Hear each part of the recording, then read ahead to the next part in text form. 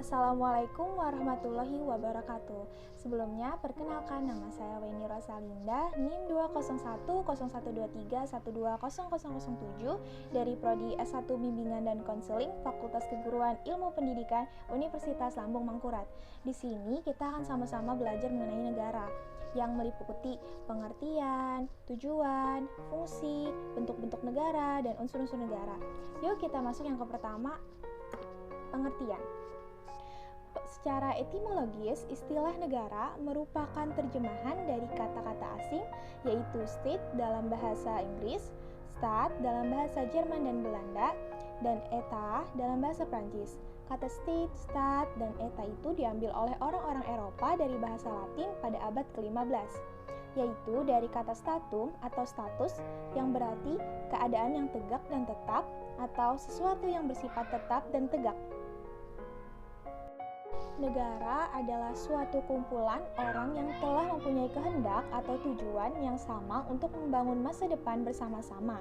Kelompok masyarakat tersebut memiliki rasa senasib dan sepenanggungan untuk menjalankan hidup bersama-sama di dalam suatu wilayah di permukaan bumi yang kekuasaannya baik politik, militer, ekonomi, sosial, maupun budayanya. Membentuk organisasi masyarakat dan memiliki pemerintahan yang sah untuk mengatur warga atau masyarakatnya.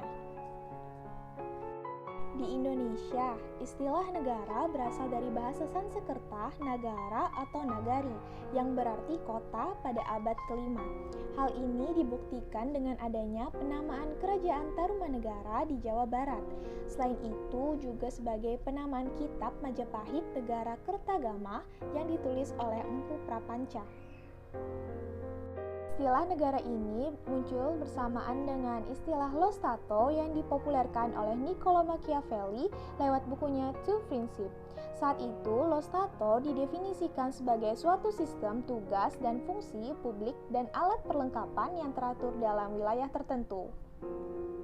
Fungsi negara. Secara umum, fungsi negara adalah menyelenggarakan kepentingan bersama dari anggota kelompok yang disebut bangsa, atau lebih tepat dikatakan kepentingan umum. Tidak peduli dengan bentuk atau sistem pemerintahan yang digunakan oleh negara bersangkutan.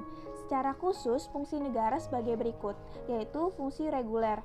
Fungsi yang merupakan suatu mutlak suatu negara, karena tanpa syarat ini secara de jure negara tersebut tidak ada. Ada 4 fungsi yang termasuk fungsi reguler, yaitu yang pertama fungsi politik atau fungsi negara yang klasik. Fungsi ini merupakan kewajiban negara yang timbul setelah lahirnya negara tersebut. Fungsi ini mempunyai 2 aspek, yaitu pemeliharaan ketenangan dan ketertiban serta pertahanan dan keamanan. Yang kedua ada fungsi diplomatik. Suatu negara tidak akan hidup secara sempurna tanpa berhubungan dengan negara yang lain, sehingga perlu menjalin hubungan persahabatan yang bertanggung jawab dan saling menghormati kedaulatan masing-masing. Yang ketiga ada fungsi yuridis. Negara harus dapat menjamin adanya rasa keadilan dalam kehidupan bermasyarakat dengan mengatur tata bernegara dan tata bermasyarakat.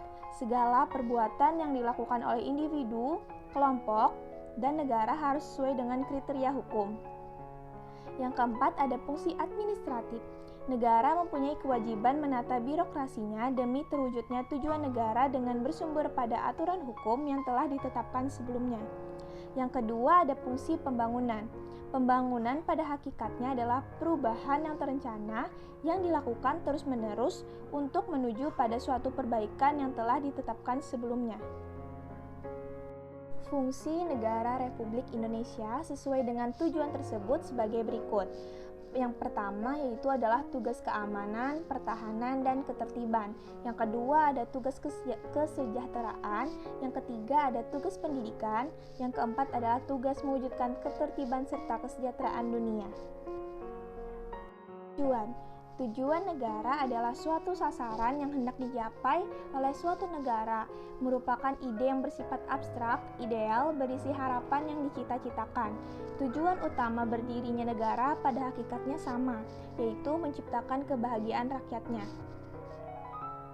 Pun tujuan negara lainnya yaitu sebagai keamanan ekstern, pemeliharaan ketertiban intern, fungsi keadilan, kesejahteraan, dan kebebasan.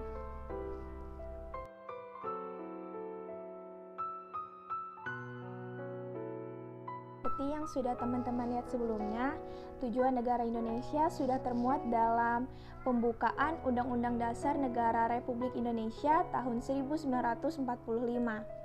Tujuan negara Indonesia seperti tertuang dalam alinea keempat pembukaan Undang-Undang Dasar 1945 yaitu 1.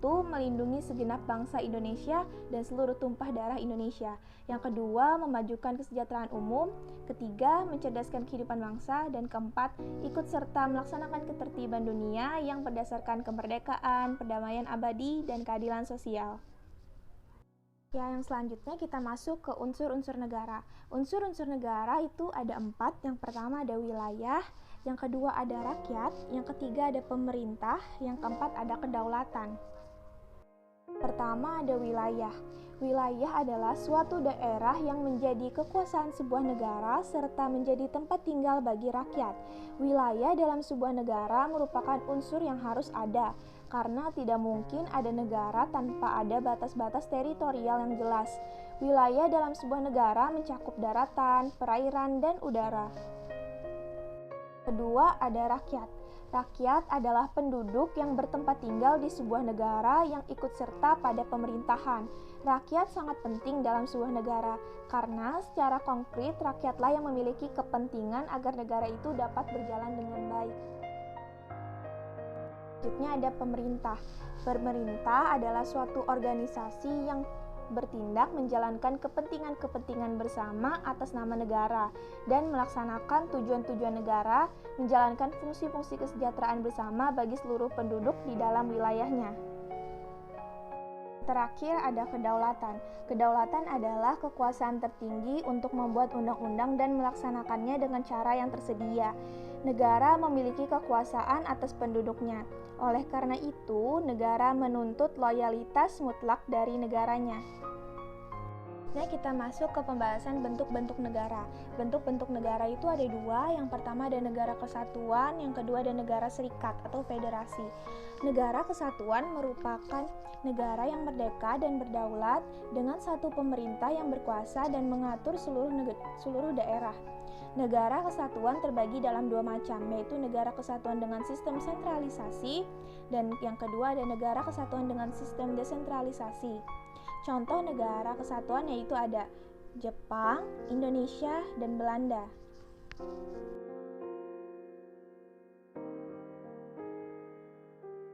Kedua, ada negara serikat atau federasi.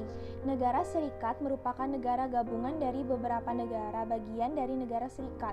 Dalam kekuasaan negara federasi, negara tersebut berhubungan langsung dengan rakyatnya.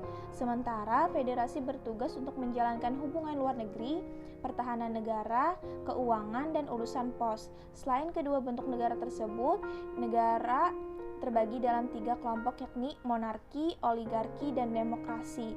Contoh negara serikat yaitu ada Amerika Serikat, Malaysia, dan Australia.